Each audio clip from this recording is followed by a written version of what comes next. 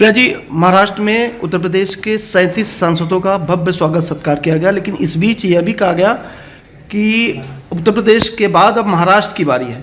किस तरह के मैसेज है?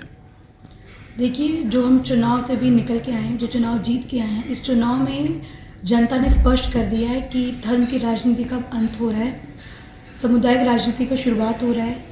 इस नए युग में पीडीए की कागज़, पीडीए की कलम है। ये कहा जा रहा है इसलिए क्योंकि जनता ने स्वीकार किया है पीडीए के नारा को। क्योंकि जो भाजपा सरकार में जो पिछड़े दलित अल्पसंख्यकों के साथ अत्याचार हुआ है, उनकी आवाज़ हम बनना चाह रहे हैं और लोगों ने हमें स्वीकार भी किया है।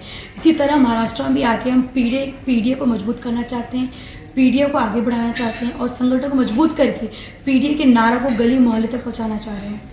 महाराष्ट्र की कितनी सीटों पर चुनाव हो सकता है? समाजवादी पार्टी कितनी सीटों पर लड़ सकती है? जी देखिए, तो हमारे जो पार्टी के जो लीडर्स हैं बड़े और जो राष्ट्रीय अध्यक्ष जो बताएंगे उनका फैसला है, वो हमारे लिए फैसला। उत्तर प्रदेश में उपचुनाव होने वाले हैं, ऐसे में चंद्रशेखर ने ये घोषणा की है कि 10 सीटों पर हमारे उम्मीदवार उतारे जाएंगे।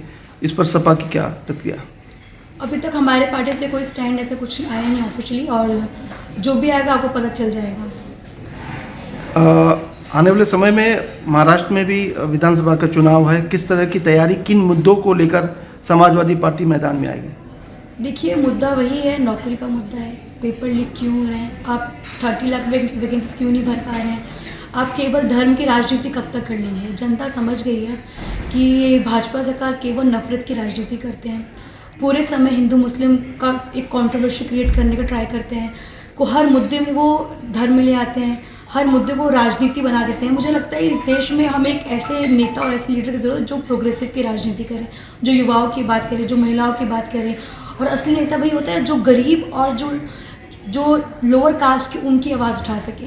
तो हमारी पार्टी एक ऐसी पार्टी है जो गरीब, जो पीडीए की आवाज़ उठाना चाह रही है, और जनता हमारे साथ है। देश में कांवड़ यात्रा चल रही है। उत्तर प्रदेश के मुख्यमंत्री ने ऐलान किया है कि जहां भी कांवड़ यात्रा जाएगी उस दौरान जो होटल रहेंगे उन मालिकों को अपने अपने नेम प्लेट लगाना है, यानी कि जाति और चीज़ें लिखनी है जिससे लोगों को आइडेंटिफाई हो पाए। ये किस तरह की राजनीति? देखिए, उनको लगा कि वो चुनाव हार गए, तो वो फिर से एक विजन है, फिर एक अपना आप को क्रिएट करना चाह रहे हैं कि हम रक्षक हैं, हम हिंदू धर्म के रक्षक हैं, हम हैं, तो हम आपके लिए कर रहे हैं। तो मुझे लगता है कि आप जिस पोस्ट पे बैठे हैं, आपको एक सेक्युलर विजन से दिखना चाहिए।